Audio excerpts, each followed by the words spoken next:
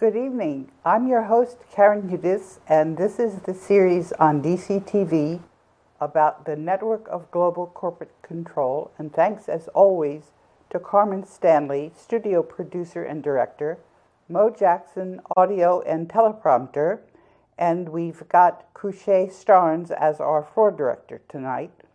And we're coming to you live, as I said.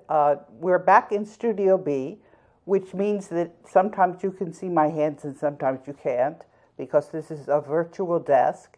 And also, the teleprompter is not working tonight, which means I'm not reading anything. You can take the script that I sent you earlier today on Twitter and my social media, and you can just rip it up because we're ad-libbing.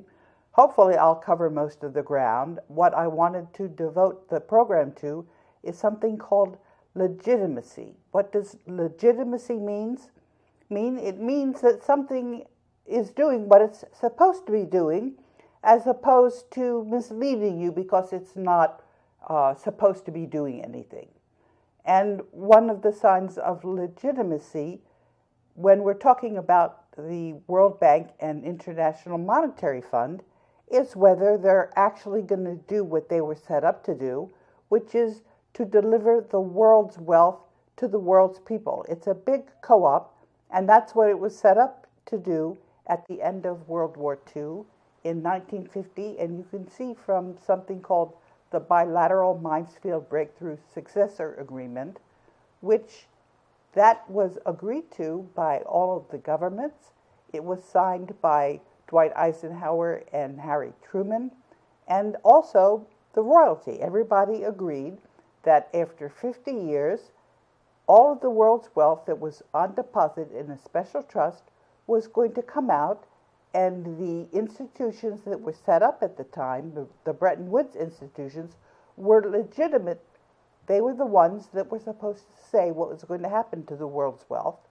And I didn't know anything about the world's wealth being put on deposit, but I did find out from a lawyer who had been at the very founding when the Bretton Woods institutions were set up. That was a Dutch lawyer named Aaron Broekes, and he was an old man by the time I got to know him. He told me that the legal department of the World Bank and IMF had a very special role because the Board of Governors, that's the countries, they were the ones that were in charge, and that was every 6 months they were supposed to meet. But then there was a resident executive board, and the largest countries would have one single vote on the board, and some of the other smaller countries would be grouped together in constituencies, and they were supposed to be actually running the place. Well, that didn't happen. In 2 years, there was a special memo. It wasn't agreed in the articles. It was just a memo that said that the board was going to step back and let the president of the World Bank and the managing director of the International Monetary Fund run the place. And we know now, when we look at what's actually been going on, that the president of the World Bank and the managing director of the IMF have actually been working for the network of global corporate control. And this network, this is a group of companies, and is actually all bound together and is one huge conglomerate. And at the very heart are the central banks, which are printing paper money in a big scam, because the actual wealth of the world, the diamonds, the gold, the platinum, is on deposit in a trust for the benefit of humanity, and it's the countries that are supposed to be running the World Bank and IMF. And so what Aaron Broekes told me, he gave me the operational manual. He said that the legal department is in a very central role because they're like a traffic cop. They're the ones that will give voice to the board. And what Aaron Broekes did was, after he told me this little operation manual, this insider story, he actually abdicated his role because he was afraid. So he was dominated by Robert McNamara, who became the president of the World Bank for 10 years. And he didn't give voice to the board. But he told me that was what the legal department was supposed to do. So I sat there, and after about 5 or 10 years of minding my business in the legal department, I started getting out of line. I would go up to the 12th floor, which is where the executive directors were, and I would talk to them, and I would ask them what they thought they were supposed to be doing if they weren't really running the place. And by then, I could see that the World Bank was actually corrupt. I found this out in a number of ways. One of the ways I could tell that it was corrupt was because when a lawyer is working for it's called an issuer that issues bonds on the capital markets, there's supposed to be accurate financial statements. There's supposed to be something called internal controls, which means that if something is wrong, you're supposed to tell the board, and the board is supposed to correct the problem. And I could see that things were absolutely not right. There was a special study group that was set up that I got to be part of. I was representing the staff association at the time, and what was going on was totally inside out. We had, it was called the Drysdale Committee. This was at the end of the East Asia financial crisis. And what this committee was supposed to be doing, the board said they could see that the personnel department was running amok. And so they brought in an expert from IBM. His name was Alberto Bazan. And we decided to see what a well-managed company would do. And what it would do was the good managers would be promoted and the bad managers would be fired. And Alberto Bazan came to me after a year, and he said, every time I go in to try to talk to Jim Wolfenson to tell him who's a good manager, that person gets demoted or fired. And when I tell him who's a bad manager, that person gets promoted. And he said, and I don't think I'm going to be lasting very much longer. And sure enough, Alberto Bazan was thrown out. So this was the opposite of what a well-managed company and internal controls are supposed to be doing. And I was also working on the Philippines. That was the third country that I got assigned to. First, I got assigned to the Middle East. And after about 10 years, when there was corruption in Yemen, and I went back and told my boss, Ibrahim Shihada, that the people couldn't build a port in Aden because of the corruption, I got reassigned to the Philippines. And then when I was in the Philippines, I could see that there was all kinds of corruption going on there. One of the projects that I was assigned to was at the end of the East Asia financial crisis, and it blew up. What happened was there was the loan got canceled. There was a run on the second largest bank in the Philippines. And then when the evaluation department was supposed to explain what happened, they lied to the board. And you can't lie to the board. So I corrected the evaluation. I said, it was very clear that this was a lousy project and we didn't do anything right. And there was a run on the bank, and the government had to bail out the Philippines National Bank for $500 million when the depositors tried to get their money back out of the bank. So how can you say that to the board that this was a satisfactory project? It was absolutely a cover-up to the board. And then I started complaining to everybody, and I was getting nowhere complaining. So I just kept on complaining, and by that time I had gotten something called the power transition model, which came to the World Bank in 2004 from the Department of Defense. And this is a very, very accurate model using game theory. And this was telling me that it was possible to clean up the corruption at the World Bank.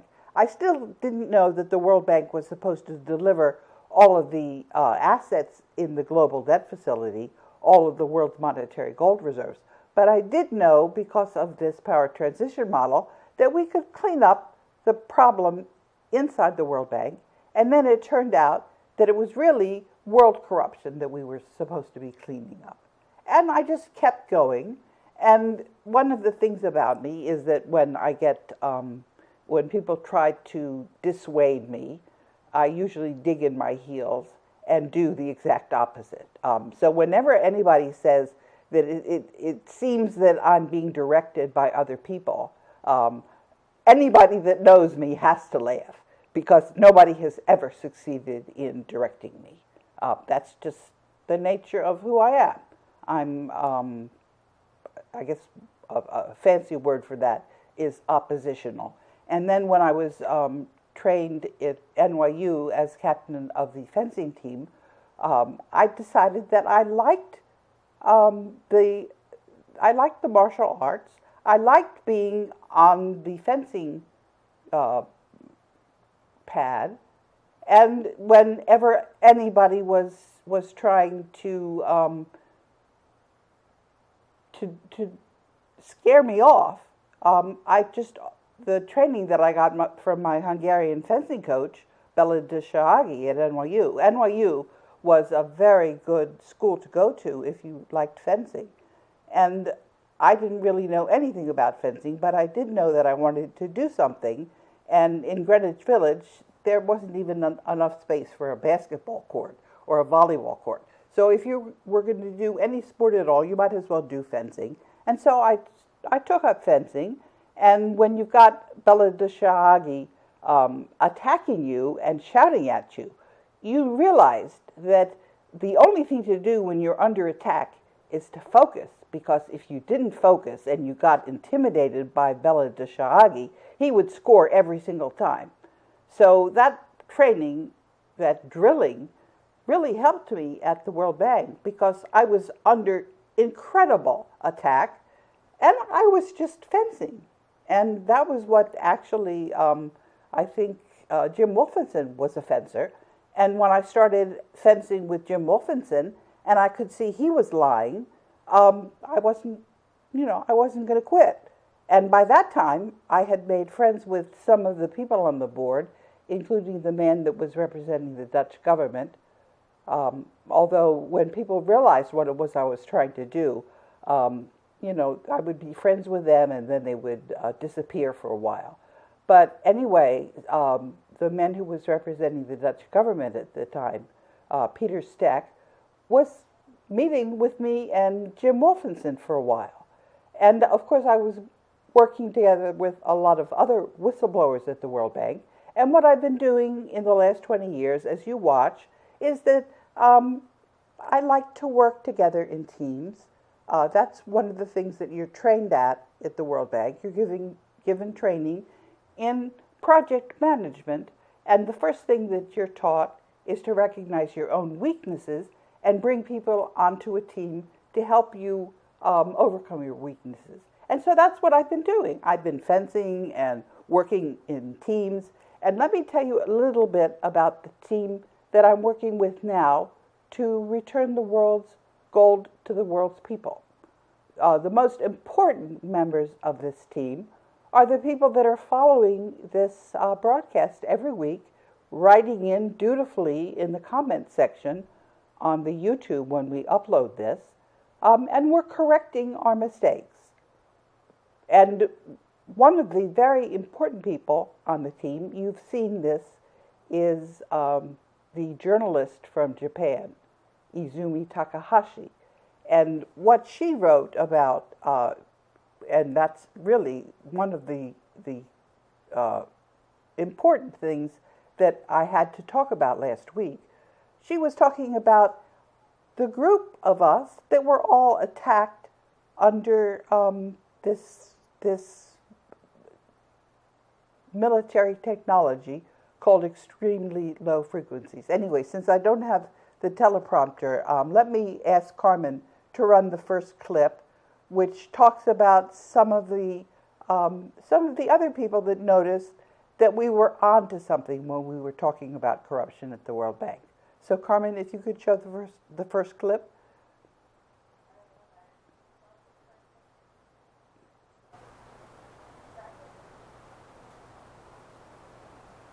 Under the annually extended national state of emergency, it is lawful, and that is why we're not getting any pushback from any thought or idea of representation, which of course we don't have. We have a de facto government. It's mega corporations and bankers and banks that has been posing as a legitimate government, and it is not. And this is going to be the topic of today's show, in the sense that we have to break this down at some point, and we're choosing to really delve into the bankruptcy of 1933. And my co-host, Al Whitney, has really been parsing this and pulling this apart.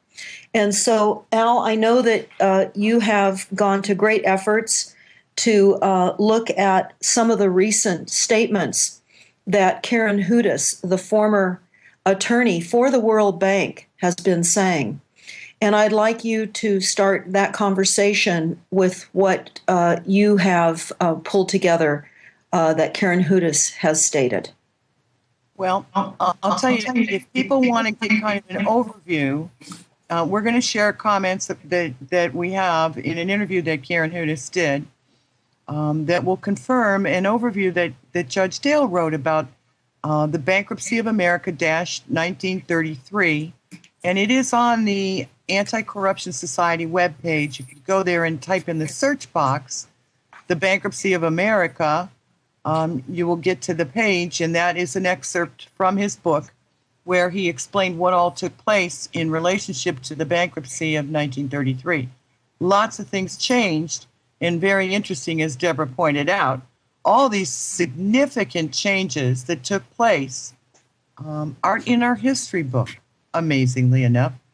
A lot of people seem to understand that FDR confiscated the people's gold, but they don't really understand what else transpired at that point.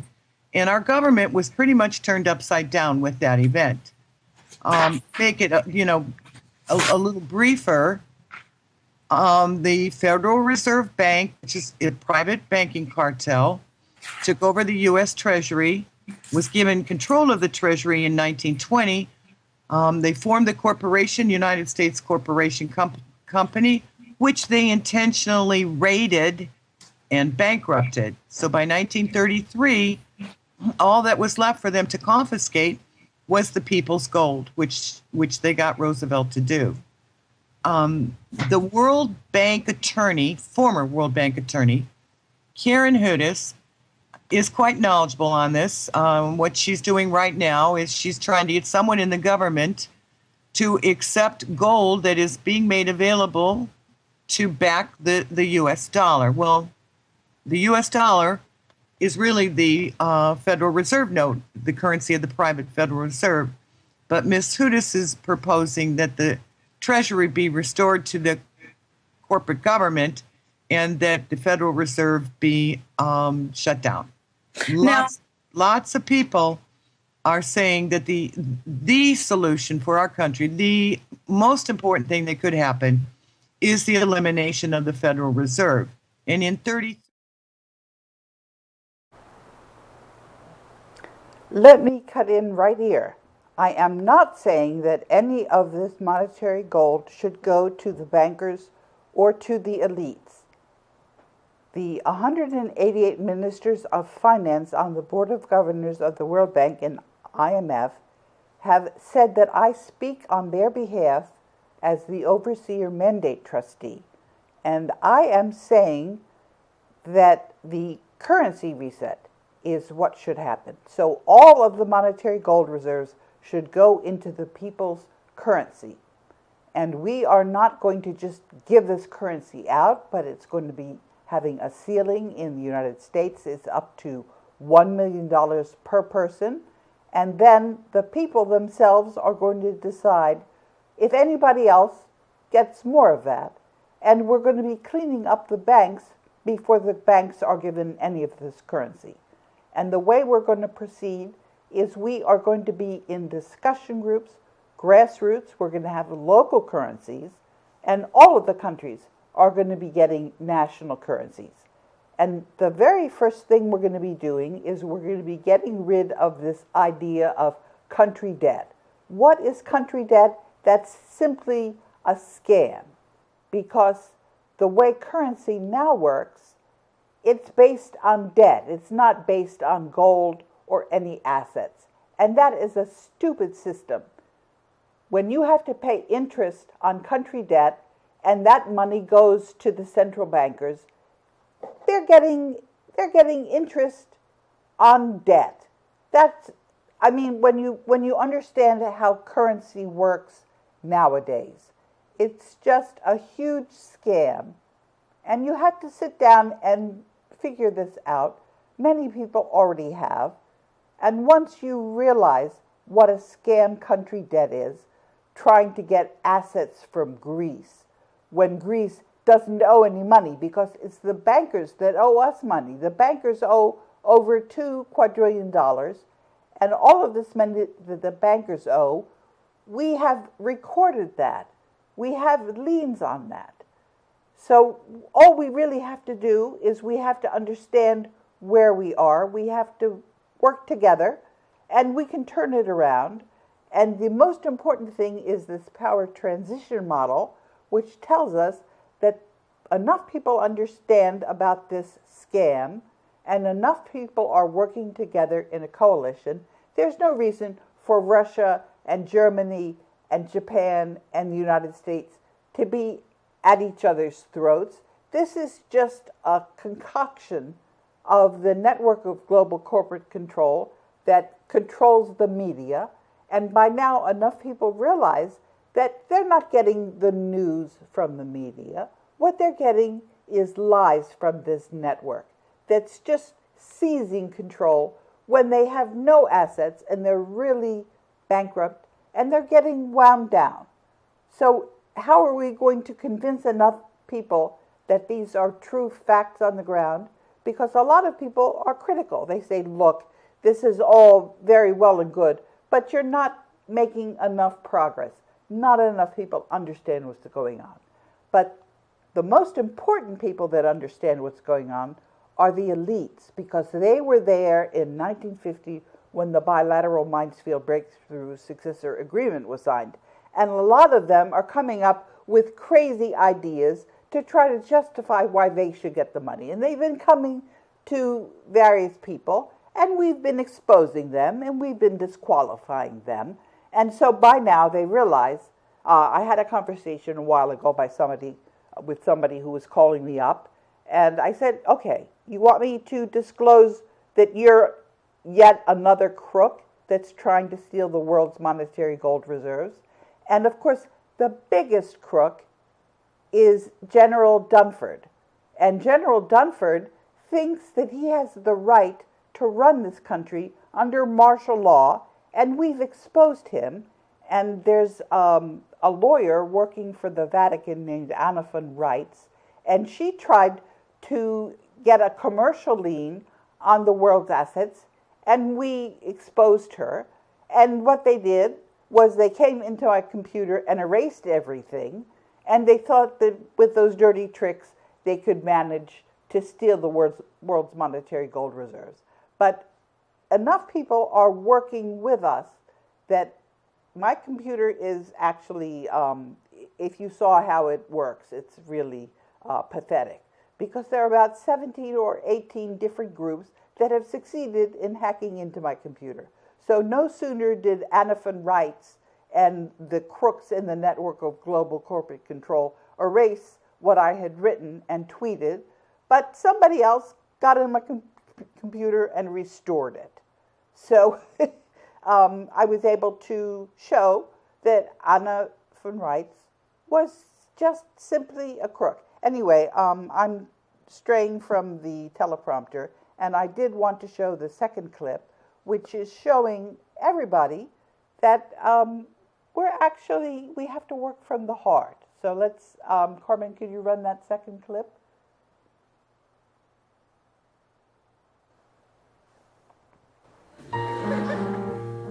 There it is.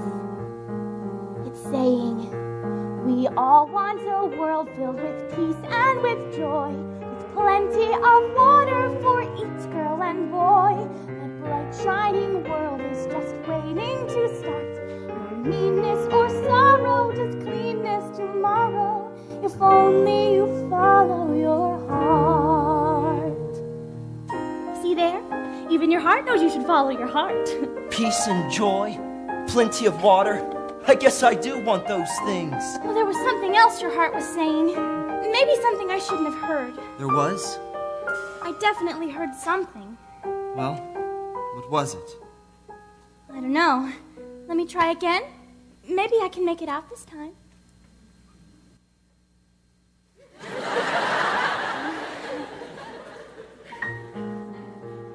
There it is. So faint.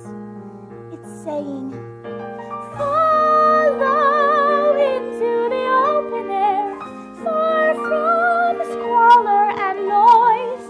Follow, someone is waiting there. Someone who shares all your hopes and your joys.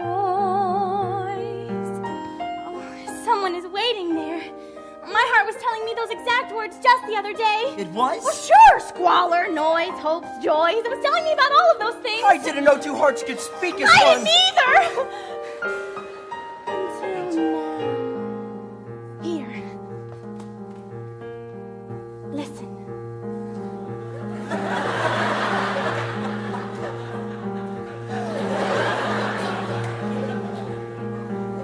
Someday I'll meet someone whose heart joins with mine. Aortas and arteries all intertwined. They'll beat so much stronger than they could apart. 8 chambers of muscle to hustle the love in our heart. Love is kind and considerate. Love is peaceful and fair. Love can creep up so suddenly. When you least think of it, your love is there.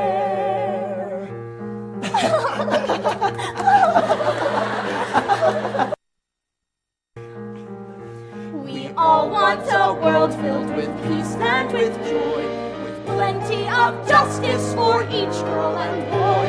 That bright shining world is just waiting to start. No anger or badness, just laughter and gladness.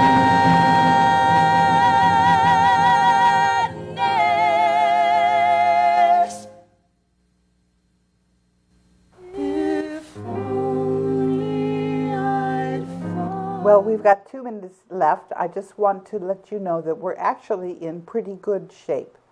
And that is because think of how many of us know about the world's monetary gold reserves that are going back into the world's currency, that there's no reason for any of the governments to be at each other's throats because they're not legitimate, actually.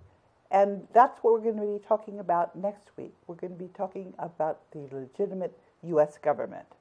So let me thank you for listening to another segment of the Network of Global Corporate Control. Today's segment is about illegitimacy. Our hearts are pretty good about warning us when something is illegitimate. Until next week, I'm your host, Karen Udis.